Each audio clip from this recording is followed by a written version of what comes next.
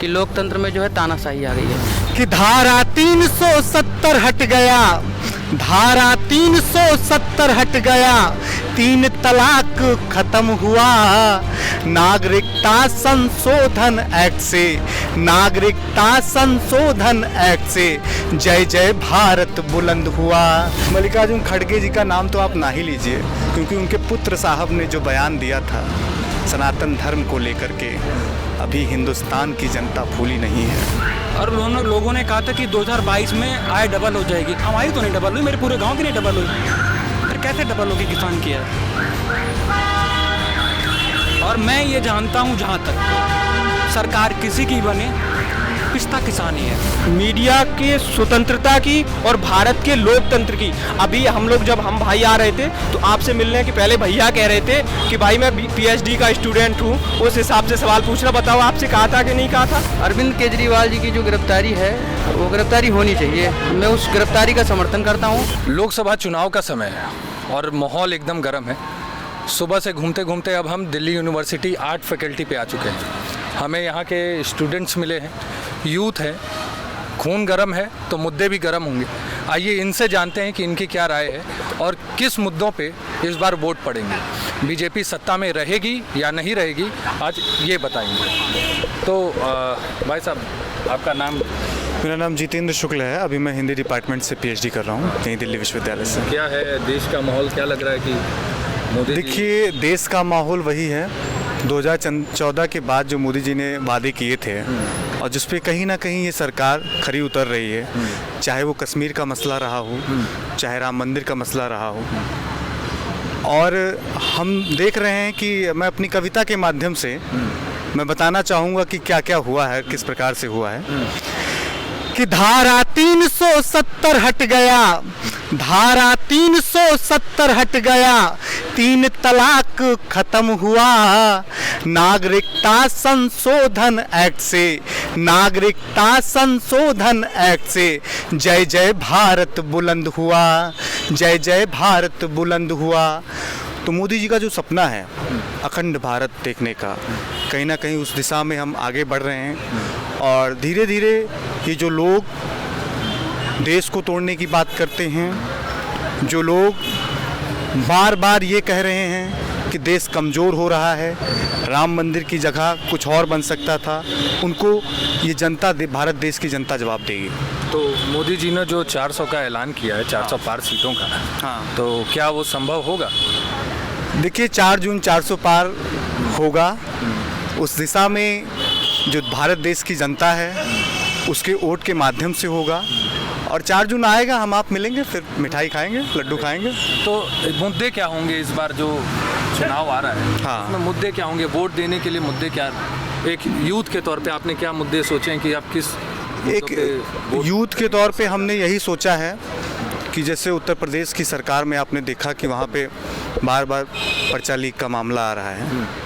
तो ये जो पुराने लोग बैठे हुए हैं पुरानी सरकारों के, उनको मैं सरकार से कहना चाहूँगा कि तत्काल प्रभाव से उनकी सफाई की जाए और अपने नए लोगों को वहाँ पे रखा जाए जो ईमानदार हों। क्योंकि पुराने वही लोग बैठे हुए हैं जो पुरानी सरकार में भी पर्चा लीक होता था लेकिन बात लीक नहीं होती थी, और आज जब वही लोग पर्चा लीक करवा रहे हैं तो बात भी लीक हो जा रही है। इस विषय पे मैं इस सरकार से, चाहे वो उत्तर प्रदेश की सरकार हो चाहे केंद्र की सरकार हो, सबसे मेरा यही निवेदन है कि युवाओं के साथ ऐसा अब छल ना हो। आपका क्या नाम? मेरा नाम गौरव है और मेरा आर्ट फैकल्टी में? जी पॉलिटिकल साइंस डिपार्टमेंट से मेरा ग्रेजुएशन चल रहा है। तो आपकी रुचि होगी? जी बिल्कुल रुचि है। और जिस तरीके से आज का सामाजिक माहौल देखने को दिल्ली के अंदर मिल रहा है, केजरीवाल जी की गिरफ्तारी हो गई है और उनके ऊपर बहुत सारे आरोप लगे हैं लीकर केस में भी। तो देश का आप एक राज्य के मुख्यमंत्री हैं, आप पोस्ट पे हैं, ऑन पोस्ट पे हैं, और इस पोस्ट पे रहते हुए भी आप करप्शन कर रहे हैं। और ऐसा करप्शन नहीं कर रहे हैं कि जो लिमिट में हो, अनलिमिटेड करप्शन करते जा रहे हैं और आपकी गिरफ्तारी हो जाती है। तो कुछ हमारे साथी जेएनयू के जो साथी हैं वो कहते हैं कि लोकतंत्र में जो है तानाशाही आ गई है। अगर लोकतंत्र में तानाशाही इस समय होती तो आप हमारा जो वीडियो रिकॉर्डिंग कर रहे हैं ये नहीं कर पाते।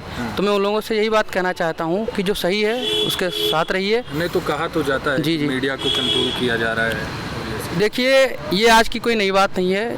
ये जब से देश आज़ाद हुआ 1947 से, देखिए, हर व्यक्ति का अपना एक ओपिनियन होता है, तो पर्सनल ओपिनियन किसी का कुछ भी हो सकता है, पॉलिटिकल और सोशल कुछ भी हो सकता है।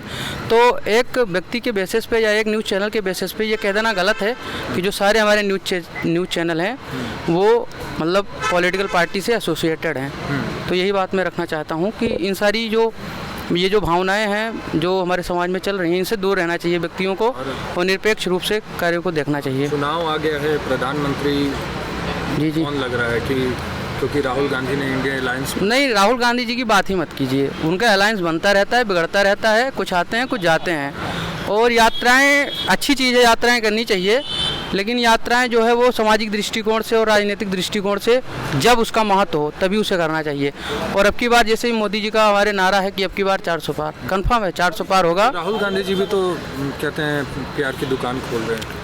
देखिए, उनकी प्यार की दुकान खुल रही है, मोहब्बत की दुकान खुल रही है और बंद भी हो रही है। और क्या हो रहा है कि वो उनकी प्यार की दुकान उनके लिए है जो उनके सगे संबंधी हैं, वो देश के लिए प्यार की दुकान नहीं खोल रहे हैं। नरेंद्र मोदी जी एक गरीब तबके से उठे हुए आदमी हैं, उन्होंने इतना संघर्ष किया, पूरा जीवन अपना संगठन को दे दिया और आज वो देश के चरमोत्कर्ष पे हैं। देश की जो लीडिंग पॉलिटिकल पार्टी, सबसे बड़ी पार्टी भारतीय जनता पार्टी के वो इस समय नेतृत्व करता है, श्रेष्ठ राजनीति में है।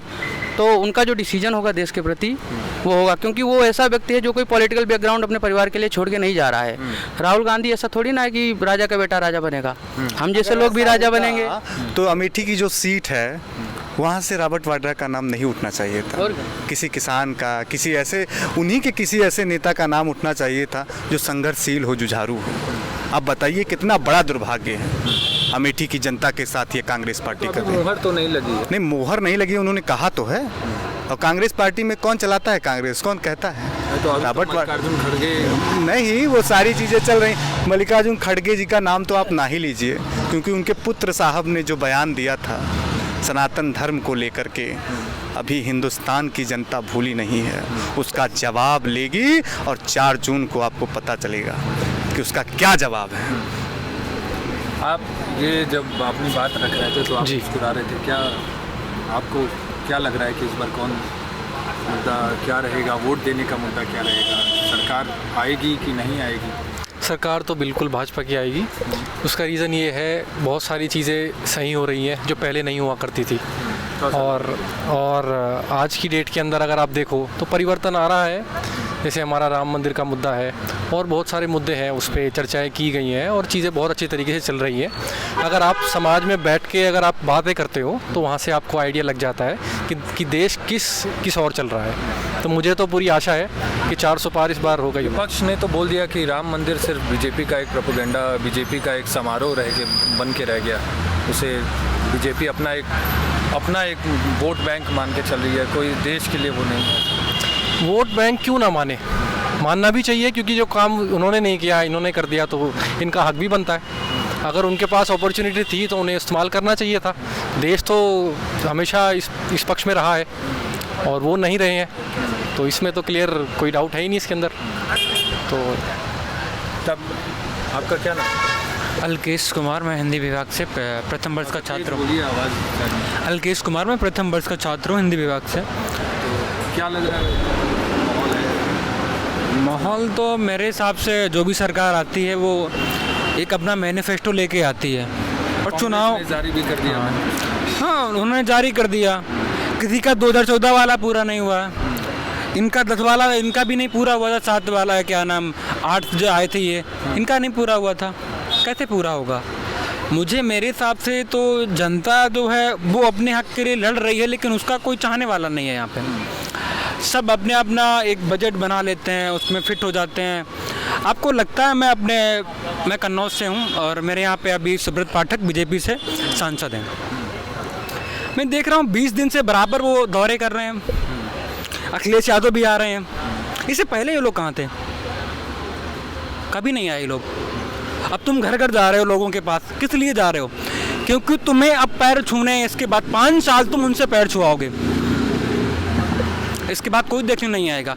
फिर 5 साल होगा यही, फिर ऐसे चलता रहेगा, हमेशा ऐसे ही चलता रहेगा। और अगर आप बात करते हैं कि कौन आएगा, तो 2 ही पार्टियां हैं केंद्र में, बीजेपी और कांग्रेस। पक्ष विपक्ष 2 ही पार्टी हैं, तीसरी कोई पार्टी भी नहीं बढ़ी हमारे पास जो हम जिसे वोट दे दें। और दोनों पार्टी ऐसी हैं जो अपना काम बना रही हैं। इन्होंने भी बहुत पहले कहा था कि 2 करोड़ नौकरी देंगे हम, नहीं दी इन्होंने। इन्होंने कहा था 15 लाख आएंगे, नहीं आए। शिक्षा की तो बात ही नहीं है भाई। इन्होंने अभी 17-18% टैक्स बढ़ा दिया शिक्षा पे, ये ठीक है? गरीब को कहाँ शिक्षा मिल रही है? हमें तो नहीं लगता मिल रही है। हमारे हिंदी विभाग में ही 6,000 रुपये पिछले साल फीस थी। इस साल जब हमने एडमिशन लिया तो 7120 रुपये हो गई, 1000 फीस बढ़ गई। लोगों की आय कितनी बढ़ी।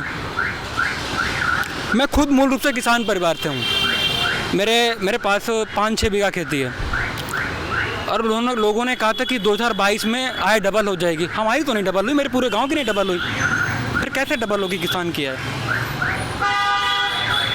और मैं ये जानता हूँ, जहाँ तक सरकार किसी की बने, पिछता किसान ही है। नहीं, किसान के लिए तो काम हो रहा है। नहीं, आप बताएं ना क्या काम हो रहा है? MSP और बाकी चीज़ें तो मेंटेन की गई। किस पे मेंटेन की? धान गेहूँ के अलावा MSP तो नहीं है किसी और पे। आप देखें, आंकड़ा उठा के देखें कि और जो चीज़ें जितनी महंगी हुई, धान गेहूँ उतना महंगा है, आपको लगता है क्या? जहाँ पे मूल रूप से धान गेहूँ ही हो रहा है, क्योंकि धान वहाँ पे हो सकती है क्योंकि बारिश है ज़्यादा वहाँ पे। इसके बाद फसल होती है गेहूँ की। 3 फसलें हो नहीं सकती, 2 फसलें हो सकती। 2 फसलों में आप समझ सकते हैं कितना आया सकता है उनके पास। तो क्या हो सकता है? आप मान सकते हैं कि जिसके पास 5 बीघा खेती है, 10 मान लीजिए 10 बीघा खेती है, वो दिल्ली विश्वविद्यालय में अपना बच्चा पढ़ा सकता है यहाँ पे? आपको लगता है? कभी नहीं पढ़ा पाएगा। यहाँ के हॉस्टल हैं, उसकी फीस है 8,000 रुपये पर मंथ। नहीं तो बाहर और प्राइवेट में तो बहुत सारी। तो आप उसका मतलब है कि दिल्ली विश्वविद्यालय में ना पढ़ पाए वो? नहीं, क्यों नहीं पढ़ पाए? तो प्राइवेट कितने में ले रहे रेंट क्या है आपको पता है? यहाँ पे आसपास आप पता कर लीजिए क्या है रेंट। लगभग अगर ठीक ठाक रूम लेंगे तो 5 से 6 हज़ार का। और उसके बाद खाने का खर्चा 10,000 तो हो ही जाता है। 10,000 कैसे दे पाएगा? उसकी पूरी मंथली जो आय होती है वो इतनी नहीं हो पाती है। 10,000 नहीं हो पाएगी। फिर बाकी बच्चों को कहाँ लेके जाएगा वो किसान? खुद क्या खाएगा? तो शिक्षा तो मेरा ही मतलब शिक्षा सस्ती होनी चाहिए।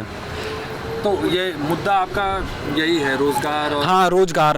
बेरोजगारी बहुत बढ़ गई है। 83% वो युवा बेरोजगार हैं जो पढ़े लिखे हैं, उनको तो मिलना चाहिए नौकरी।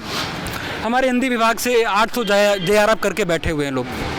PhD की सीटें सबसे ज़्यादा यहीं पे आती 230, उनको भी नौकरी नहीं मिल रही है। हायर एजुकेशन मिलने के बाद भी अगर आपको जॉब नहीं मिल रही है तो फिर क्या फ़ायदा है? तो यही मुद्दे रख के आप वोट करेंगे अब आगे? हाँ, मैं तो यही मुद्दे रख के वोट करूँगा। तो किसको वोट करने का? मैं ये तो मेरा व्यक्तिगत मामला है, तो मैं आपको ओपिन नहीं कर सकता हूँ मैं किसको वोट करूँगा। फिर भी एक पसंद नेता कौन पसंद है, कौन नहीं? मुझे नेता सब में नेता ये प्राइम मिनिस्टर के तौर पे किसको देख रहे हैं? मुझे इसमें कोई चेहरा अच्छा नहीं लग रहा। मैं एक व्यक्तिगत नेता बता सकता हूँ मुझे कौन कौन पसंद है। हाँ, वही व्यक्तिगत मुझे बीजेपी में नितिन गडकरी सबसे अच्छे लगते हैं, और कांग्रेस में सचिन पायलट, और इसके बाद 2 ही तो मुझे नेता सबसे अच्छे लगते हैं अभी फिलहाल। अगर आप केंद्र में देखना चाह रहे हैं, प्रधानमंत्री की उम्मीदवार में भारतीय जनता पार्टी ने अभी भी बीजेपी को ही रखा है। हाँ, अगर नितिन गडकरी को बनाते हैं ये तो मैं वोट दे दूंगा। नहीं, बीजेपी को रखा है, और बाकी विपक्ष में राहुल गांधी ही है। बाकी तो कोई नाम नहीं ले रहा, भले गठबंधन बन गया है। हाँ, गठबंधन बन गया, तो टूट भी रहा है, जोड़ भी रहा है, लगातार हो रहा है। तो प्राइम मिनिस्टर के तौर पे किसको दें? तो मैं अपना वोट नोटा में दूंगा। मैं किसी पक्ष में नहीं दूंगा। आप बोल रहे हैं कि आपकी किसान की कमियां भी हैं, किसान के मुद्दे भी हैं, रोजगार के मुद्दे। आप तो दोनों लोगों के मैनिफेस्टो मैंने पढ़ लिए हैं। मुझे जहाँ तक जो कुछ मुझे पता किया और जानकारी है, दोनों लोग उन पे नहीं खड़े उतर रहेंगे, तो मैं अपना वोट नहीं दूंगा किसी को। नोटा है मेरे पास, अवेलेबल है। तब अच्छी सरकार कैसे है? तो नहीं आएगी ना, मुझे लगता है जो चल रहा है चलता ही रहेगा ऐसा। लोकतंत्र खत्म हो जाएगा। तो लोकतंत्र डेमोक्रेसी इसीलिए लाई गई थी ना, कि जहाँ पे लोगों के पक्ष को विपक्ष को दोनों को चुना जाए। आप कह रहे हो कोई सरकार हम नोटा को देंगे, तब जब नोटा को देंगे तो आप मतदान प्रक्रिया को समाप्त कर देंगे, और जब मतदान प्रक्रिया समाप्त हो जाएगी तो डेमोक्रेसी जो हमारा एसेंस है वो समाप्त हो जाएगा। तो हम ऐसा तो नहीं कर सकते। आप पढ़े लिखे हैं तो कम से कम कोई भी लीडर्स है तो उसको आप समझिए, देखिए, उसको भी एक बार मौका दीजिए। अगर आपको कोई नया चेहरा भी आपके सामने आ रहा तो आप उसको मौका दीजिए, तीसरे को लाइए। बट नोटा कोई ऑप्शन तो है नहीं ना, हमारे सामने कोई नोटा ऐसा ऑप्शन नहीं है। ठीक है, जो भी हमारे प्रधानमंत्री हैं, मैं आपको बता दूं कि मेरे यहाँ पे 2 ही ऑप्शन हैं, तो दोनों में मुझे नहीं अच्छे लगते हैं, तो फिर मेरे पास एक ही ऑप्शन बचता है, वही एक ऑप्शन है, तो मैं उसी में डालूंगा वोट। तीसरे के मुझे पता है कि अखिलेश यादव दोबारा कभी नहीं आएंगे जीतने के बाद। मुझे ये भी पता सुब्रत पाठक भी नहीं आएंगे। मैं किसे वोट दूं? तो अखिलेश यादव क्या अगर आएंगे, हाँ, अगर अखिलेश यादव आते हैं तो काम करेंगे वो अच्छा? जब वो आएंगे तो काम कहाँ से करेंगे अच्छा? फिर आपके बातों में कंट्राडिक्शन आ रहा है। हाँ, आप बताइए ना। स्पष्ट नहीं कर पा रहे। क्या वो आएंगे तो वो काम नहीं करेंगे, मतलब फिर क्या है? स्पष्टता इसका होनी मतलब चाहिए। राजनीति का अगर स्पष्टता सिंबल का नहीं मतलब है, ये होगा कि तो कोई फिर मतलब वो नहीं देश उसका- बहुत ज़्यादा दिन तक विकास की राह पे पाएगा। आगे नहीं चल पाएगा। और जैसा कि अभी हमारे साथी ने कहा कि मेरे लिए सबसे महत्वपूर्ण नौकरी ही है, तो वहाँ मैं इनसे सहमत इस कारण से नहीं हूँ कि मान लीजिए कोई सरकार आके मुझे नौकरी दे दे, लेकिन हर महीने हमारे क्षेत्र में, हमारे गांव में धारा 144 लगी रहे, हर महीने जो है हमारे गांव में जो है दंगा भड़कता रहे, हमारे सीमा पे जो है सीज फायर का उल्लंघन होता रहे, तो ऐसी सरकार मुझे नहीं चाहिए। मैं उसको तिनके से भी छूना पसंद नहीं करूँगा। बाकी हमारे साथी अपनी बात पूरी कर रहे थे, मैं देखिए, चाहूँगा अपनी बात पूरी। मेरा नाम मोहित द्विवेदी है। मैं वैसे एक यूपीएससी एस्पिरेंट हूँ और एक विद्यार्थी भी हूँ। तो इसलिए मैं कहना ये चाहता हूँ कि देखिए, सरकारें कोई भी हों, सरकारें सारे अपने पक्ष पे, कुछ लोग खरे उतरते हैं, कुछ लोग नहीं खरे उतरते हैं। आपके पास एक राइट्स है, मतदान। आर्टिकल 326 में मतदान जो है आपका लीगल राइट्स माना गया है। तो आपके पास जब लीगल राइट्स है तो आप मतदान के माध्यम से लोगों को बदलिए ना, नए लोगों को लाइए। लेकिन अब आप एडीआर की रिपोर्ट देख लीजिए, आप उसको पढ़िए एक बार। हमारे यहाँ जितने भी 80% लगभग सांसद जो हैं वो करप्टेड हैं, उनके ऊपर बहुत सारे मुकदमे दर्ज हैं। तो ये भी कहीं ना कहीं हमारे ऊपर, हमें ये भी तो चीज़ें देखना है।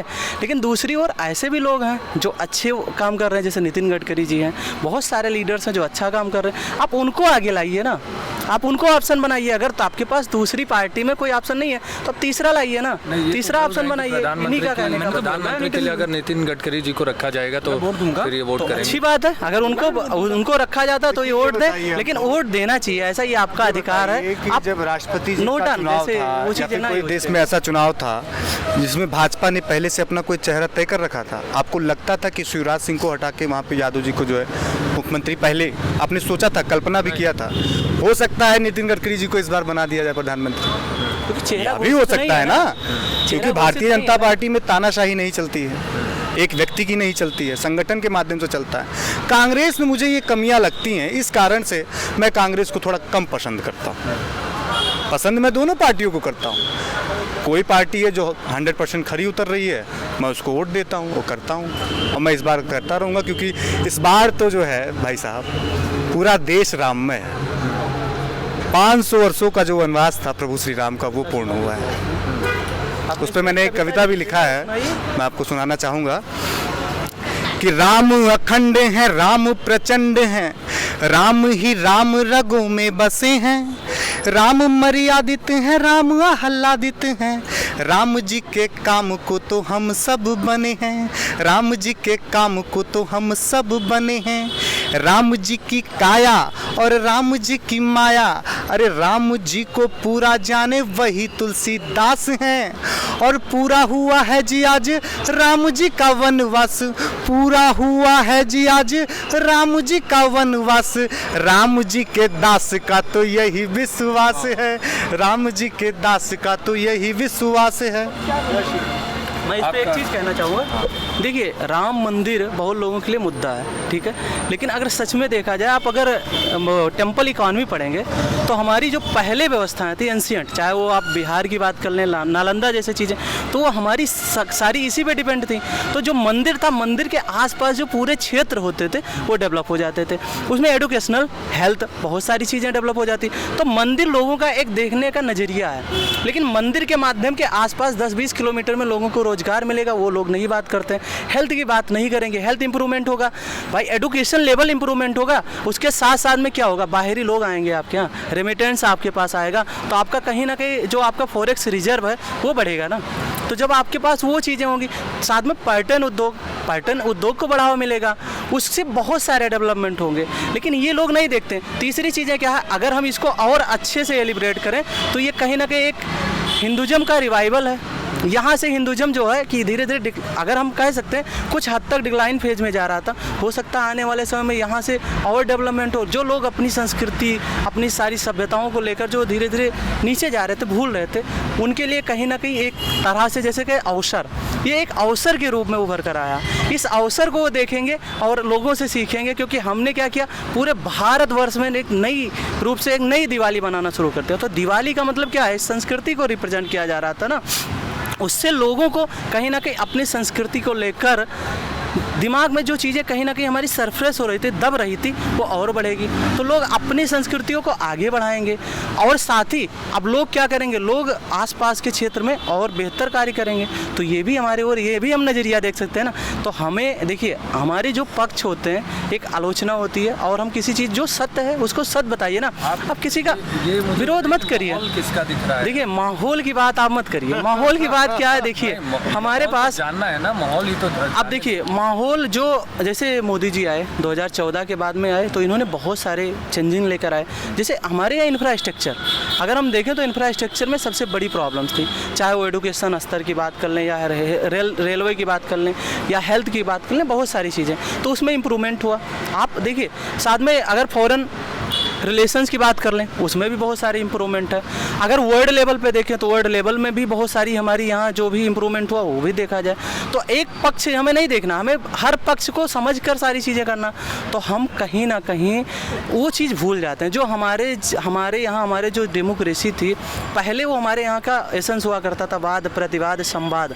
तो उस चर्चा को हम कहीं ना कहीं धीरे धीरे भूल रहे हैं। तो इसलिए तो आप बताना नहीं अब माहौल का मतलब ये है, माहौल का मतलब ये है, क्या हाल है? देखिए गठबंधन ऐसा नहीं है, बच रहे हैं, बचने की बात नहीं मुझे है। तब अरविंद केजरीवाल जी की गिरफ्तारी, देखिए, केजरीवाल जी जो लीकर घोटाला हुआ उसमें बहुत सारी चीज़ें आपके सामने आ चुकी हैं, चाहे सत्येंद्र जैन के देख लीजिए आप, चाहे और मनीष सिसोदिया जी के देख लीजिए, बहुत लोगों के पास बहुत सारी फाइलें, वो अभी ईडी देख रही है। ईडी के साथ साथ में सुप्रीम कोर्ट, हाई कोर्ट वो देखेगी। तो हाई कोर्ट डिसाइड करेगी ना, क्योंकि हम अपना पक्ष रख सकते हैं कि हाँ अरविंद केजरीवाल जी गलत हैं या सही हैं, तो जानना है। तो पक्ष अब देखिए उसको सुप्रीम कोर्ट तय करेगा कौन सही है कौन गलत है। क्योंकि हम पर्टिकुलर अभी हम बता दें, क्योंकि पोस्ट ट्रूथ एरा ऐसा है कि हम किसी के प्रति माहौल बना सकते हैं कि हाँ वो गलत है, बट आने वाला समय अगर सुप्रीम कोर्ट कोई डिसीजन दे देता है कि नहीं ये सही है, तो फिर मेरी बातें क्या होगी। तो इसलिए हम कोर्ट के ऊपर मोहित जी, आप गठबंधन पे कुछ भी बोलने से गठबंधन का मतलब हाल है आपके सिंपल गठबंधन का? हम उसको गठबंधन नहीं मान सकते हैं। रीजन क्या है,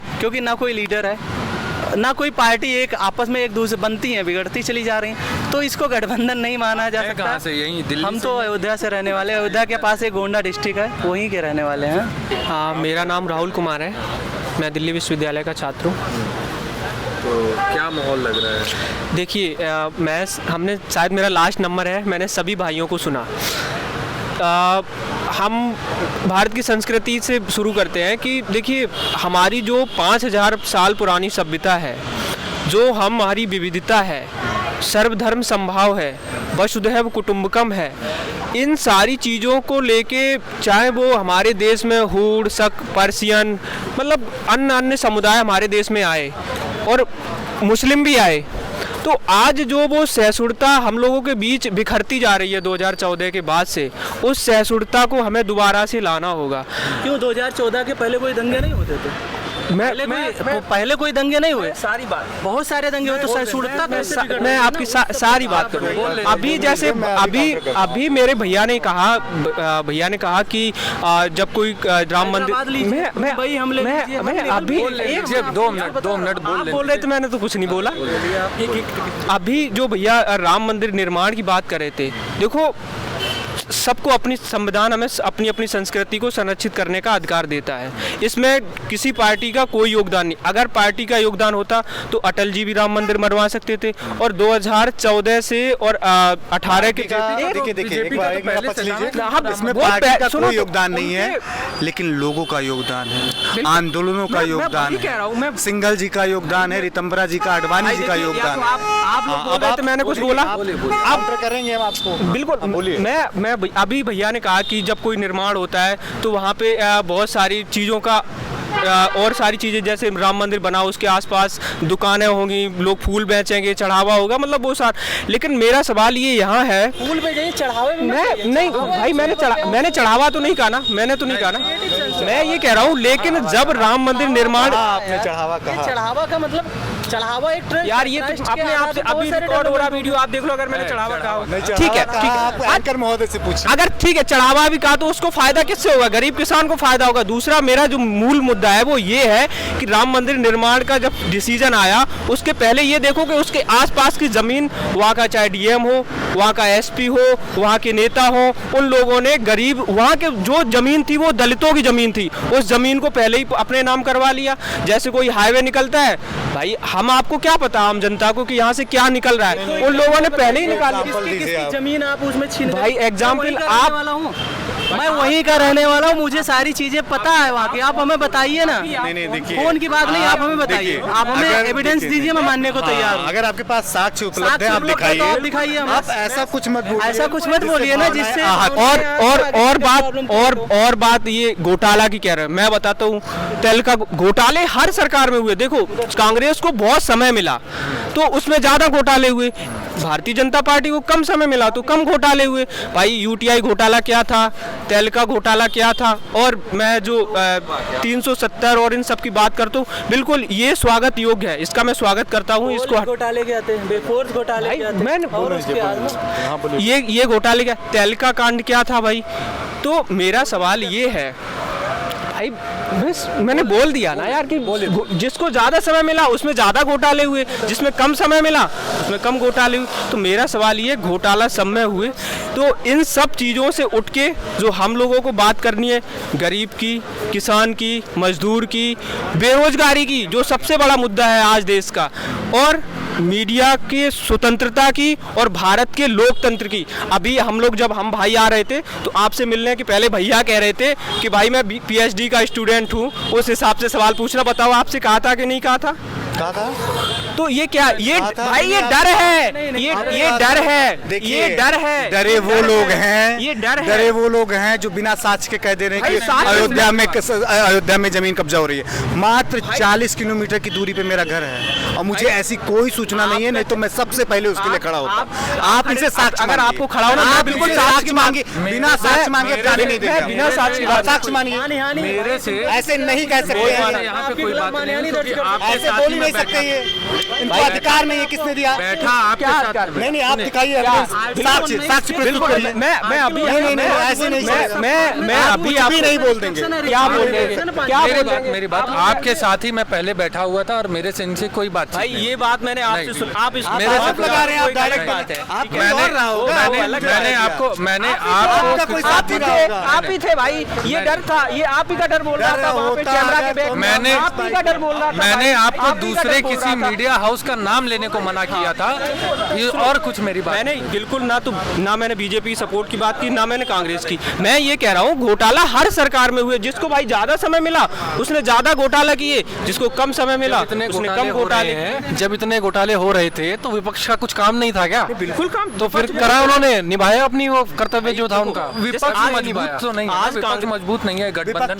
हमने कहा है कि विपक्ष मजबूत है। केजरीवाल साहब शराब पी के जो है जेल चले गए, ममता बनर्जी जी उधर अपना खेला, ममता बनर्जी जी उधर अपना खेला कर गई, वो भी नहीं है साथ में। कौन है नेतृत्व कौन कर रहा है? आप बताइए, आप नेतृत्वकर्ता को बताइए कौन है बताइए आप। बात थोड़ी नहीं होनी चाहिए। कौन कर रहा है नेतृत्व? गठबंधन, जो गठबंधन था अब ठगबंधन बन चुका है। नीतीश कुमार जी भी छटक के उधर चले गए हैं। ठगबंधन मैं देखो गठबंधन हो या मैं गठबंधन क्या मतलब कांग्रेस या भारतीय जनता पार्टी हो, हम ये कह रहे हैं कि नीतियां दोनों की खराब रही। भाई हम लोग वन नेशन वन इलेक्शन की बात हो रही है, ये हमारी जब देश आज़ाद हुआ उसके पहले ये कुछ समय तक व्यवस्था रही। फिर हुआ क्या कि समय समय पे सरकारों को आपातकाल लगा दिया, ये क्रम भंग हो गया। एक सेकंड भैया, आप भी बोल रहे हैं ना यार, आपने बोलिया, हम तो कुछ नहीं बोले ना। तो जो वन इलेक्शन की बात हो रही, हम कह रहे वन एजुकेशन वन नेशन की बात भी होनी चाहिए। हम लोग जैसे अभी किसी ने मुद्दा उठाया था कि हम गरीब किसान परिवार से आते हैं, हम कैसे सर्वाइव करें। भाई ये जो अमीरी गरीबी की खाई इतनी चौड़ी हो गई है, इसको कौन भरेगा। मैं भी गरीब परिवार से ही आता हूँ, तो यहाँ दिल्ली विश्वविद्यालय में पढ़ने वाला भैया भी यहाँ के विद्यार्थी हैं, इन्हें भी पता होगा कि मिनिमम आप कुछ भी मतलब नहीं करोगे, नॉर्मल रहना और खाना कम से कम 10,000 रुपये हो गया। और अभी पिछले कुछ समय पहले यूनिवर्सिटी की फीस भी बढ़ाई गई है। तो हमारे मुद्दे ये होने चाहिए, हमें सबसे पहले मैं सहमत नहीं हूँ कि 10,000 खर्च होगा, आप इधर आइए। नहीं, मिनिमम मैं बता रहा हूँ भाई, कर रहा हूँ, मुझे भी सारी चीज़ें पता हैं। आप यहाँ से थोड़ा सा हट के थोड़ी सी दूरी पे आगे जाएंगे, आपको 3,000 रुपये में आराम से संतनगर में कमरा मिल जाएगा। आप ज़्यादा से ज़्यादा अगर महीने में बाहरी खर्चा कोई नहीं है तो 3,000 में आपका आराम से हो जाएगा। यूनिवर्सिटी बस पास अलाउ करती है, आप आराम से बस से आइए जाइए, 1 रुपया आपका खर्चा नहीं होगा। हाँ, ये है कि लोग संघर्ष करने से भाग रहे हैं और संघर्ष के नाम पर उसको रुपए से जोड़ दे रहे हैं, ये बिल्कुल गलत है। मैं बिल्कुल इस चीज़ को स्वीकार करता हूँ, क्योंकि मैं भी इस दिल्ली में आज से नहीं 2017 से संघर्ष करने से बचा तो रही है दिल्ली सरकार, फ्री में नहीं, फ्री में कहाँ दे रही है। वो तो स्टूडेंट्स पास की बात कर रहा हूँ मैं, लेडीज पास की बात नहीं कर रहा हूँ। स्टूडेंट पास जो यहाँ पे हमें दिल्ली विश्वविद्यालय के द्वारा दिया जा रहा है, मैं उसकी बात कर रहा हूँ। 515 रुपये में 5 महीने का पास बनता है। आप नॉन AC बस में कहीं भी सफ़र कर सकते हैं पूरी दिल्ली के अंदर। हाँ, लेकिन भाई मेरा क्लास 10 बजे से है, बस 2 घंटे बाद आ रही है, ये भी तो मुद्दा है। नहीं, कहाँ रहते हैं आप 2 घंटे बाद ऐसे पूरे यहाँ पे तो नहीं। भाई रात का बस की सुविधा बंद हो रही है, कहाँ अभी मैं रात में बसों की सुविधा कम हो रही है। लाइब्रेरी से निकलूँ 8 बजे, और अगर मुझे यहाँ से कहीं लोकेशन पे जाना है, आप यहाँ खड़े हो जाओ, ये बस स्टैंड बना है, अगर 1 घंटे से पहले, हाँ अकस्मात आ जाए वो अलग, 1 घंटे से पहले अगर बस आ जाए तो आप बता देना। ये भी तो नहीं, तो ये जिम्मेदारी जो है वो दिल्ली सरकार की है। और यदि आप देखो, आपने संघर्ष, साथी ने बात की, हम संघर्ष कर रहे हैं, आप संघर्ष कर रहे हैं, आपके पास जो है इकोनॉमी की कमी है, तो इकोनॉमी की कमी है तो आप काम भी कीजिए। बहुत सारे लोग हैं, हमारे बंधु हैं जो काम करते हैं, पढ़ते भी हैं, करना चाहिए। अभी साथी ने विपक्ष की बात की कि जिनके पास जितना समय था उन्होंने उतना घोटाला किया। कांग्रेस के पास 75 ईयर्स थे, तो इस हिसाब से तो उन्होंने बहुत ज़्यादा घोटाला कर लिया एज कम्पेयर टू बीजेपी। बीच में सरकारें आई नहीं, बीच में सरकारें आई तो कितने दिनों तक चली। गठबंधन की सरकारें थी, कोई 6 महीने चली, कोई 15 दिन चली, बहुत ज़्यादा चल गई तो 5 साल एक बार चल गई। तो इस हिसाब से ये कहना उचित नहीं है कि सरकारें करप्ट हैं। कोई भी सरकार हो, करप्शन और अच्छी चीज़ें बुरी चीज़ें सब में रहती हैं, दोनों चीज़ों को देखते हुए चलना चाहिए। गिरफ्तारी पे अरविंद केजरीवाल जी की जो गिरफ्तारी है वो गिरफ्तारी होनी चाहिए। मैं उस गिरफ्तारी का समर्थन करता हूँ, क्योंकि आप देश के मुख्यमंत्री हैं और देश के मुख्यमंत्री होते हुए आप इतना बड़ा घोटाला कर रहे हैं, दिल्ली के मुख्यमंत्री हैं, और आप जो है उनके महल के बारे में सुनने में आया, मैंने प्रत्यक्ष देखा भी। आपने मुख्यमंत्री बनने से पहले तो ऐसा नहीं था, लेकिन बनने के बाद में जो बना तो ये देश को। हजारे जी ने बोला कि भाई नहीं, अन्ना हजारे जी ने उनको लेटर लिखा था, जैसा हुआ अन्ना हजारे जी ने, मैं उनका सम्मान करता हूँ, उन्होंने 2 बार लेटर लिखा केजरीवाल जी को कि ये पॉलिसी जो है ये आपकी गलत है, अगर आप इस पॉलिसी से इतर होंगे तो आपको भविष्य में समस्याओं का सामना करना पड़ सकता है। केजरीवाल, आम आदमी पार्टी का मैनिफेस्टो क्या था स्टार्टिंग में जब वो बन रही थी, उसके फाउंडिंग फादर जो थे कुमार विश्वास, अन्ना हजारे, इन लोगों ने क्या कहा था, एंटी करप्शन। लेकिन अभी दिल्ली में जहाँ तक मैं देख रहा हूँ वहाँ तक तो आम आदमी पार्टी करप्शन से भरी पड़ी है, चाहे वो किसी लिकर केस में देख लो, चाहे दिल्ली में पॉल्यूशन देख लो। अभी पंजाब में उनकी सरकार बन गई, अरविंद ये कुमार विश्वास और कपिल मिश्रा। नहीं देखो, गलत चीज़ें जिस पार्टी में होगी उस पार्टी से जितना जल्दी आप गलत निकल जाओ वो सही है। अगर कुमार विश्वास जी भी उस पार्टी में होते तो आज शायद वो भी होते, वो बहुत सही समय पे वो निकल गए, क्योंकि वो साहित्यकार हैं। साहित्यकार को ये चीज़ पता होती है समाज में क्या हो रहा है, कैसे हो रहा है, उस चीज़ को उन्होंने अपने कविता के माध्यम से पिरोया, उन्हें अच्छा लगा, वो वहाँ से निकल गए। और ये भाई मैं ये कह रहा हूँ, मैं भाई भैया मैं बता दूँ, देखिए मैं एक चीज़ कहूँगा एडुकेशन पे, शिक्षा पे। देखिए शिक्षा हमारे यहाँ, ये तो इनकी बात मैं मानता हूँ कि कुछ हद तक जो है गरीब तबके हैं जिनको हमारे यहाँ क्वालिटी ऑफ एडुकेशन नहीं मिल पाता। जो ग्रामीण क्षेत्र के बच्चे हैं वो शहरी क्षेत्र से ऑटोमेटिक लगभग 10 साल पीछे रहते हैं, ये तो मैं मानता हूँ, क्योंकि हम लोग भी गाँव क्षेत्र से आए हैं तो यहाँ पर हमें उतना अपॉर्चुनिटीज़ नहीं मिली।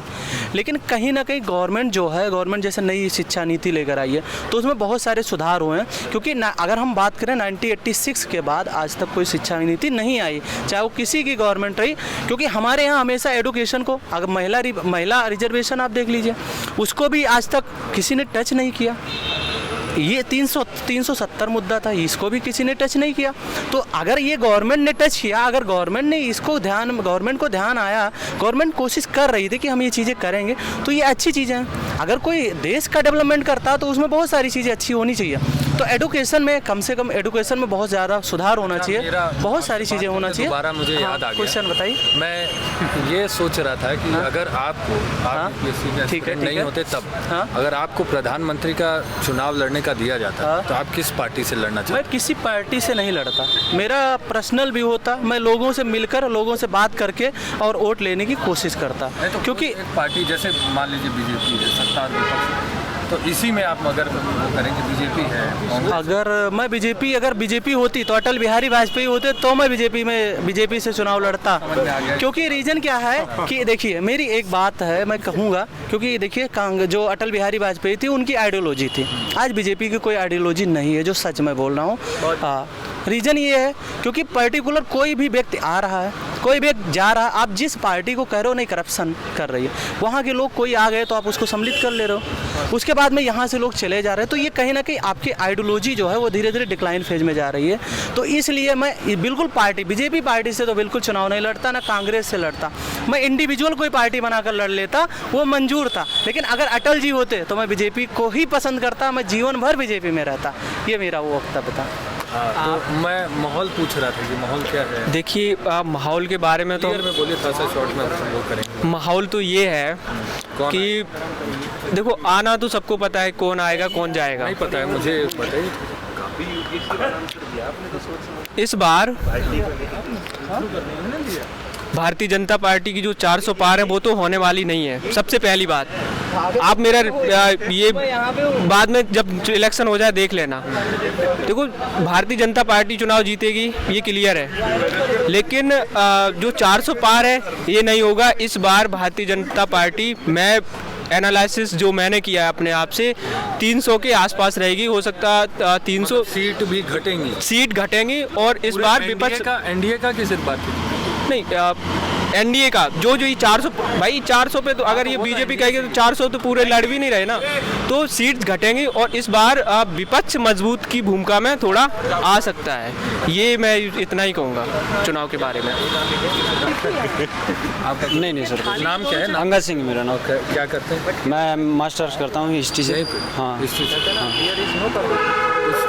कुछ तो राय होगी, या मुद्दे ही बताइए, क्या चुनाव के क्या मुद्दे होंगे? मेरे पास अभी मैं बताना नहीं चाह रहा। तो वोट देंगे? वोट देखता हूँ, अभी मेरा एग्जाम है तो शायद ना जा पाऊँ, मेरा पहले जा नहीं पाएंगे, अगर जा पाते तो वोट तो देते ही। हाँ, वोट देता। क्या हाँ, तो मैं मतलब अपनी मेरे जो लोकल में समस्याएं उनके हिसाब से वोट दे। समस्याएं पूछ रहा हूँ, क्या लोकल में? मेरा मतलब हमारा जो, मैं बेसिकली बुंदेलखंड से रीजन से आता हूँ, बुंदेलखंड रीजन में जो है एजुकेशन लेवल ही कम है और काफ़ी सारी सुविधाएं तो कम है, लोगों के पास सुविधाएं नहीं है और लोग ज़्यादा एजुकेशन बैकवर्ड क्लास से हैं, तो उनको सुविधा नहीं मिल पा रही और आगे नहीं आ पा रहे हैं, और जो ऊपर बैठे हुए हैं तो वो भी उन पर सुविधा नहीं पहुंचाना चाहते हैं। तो इन सब चीज़ों को मैं देख के और अपने हिसाब से जाके वोट देता हूँ।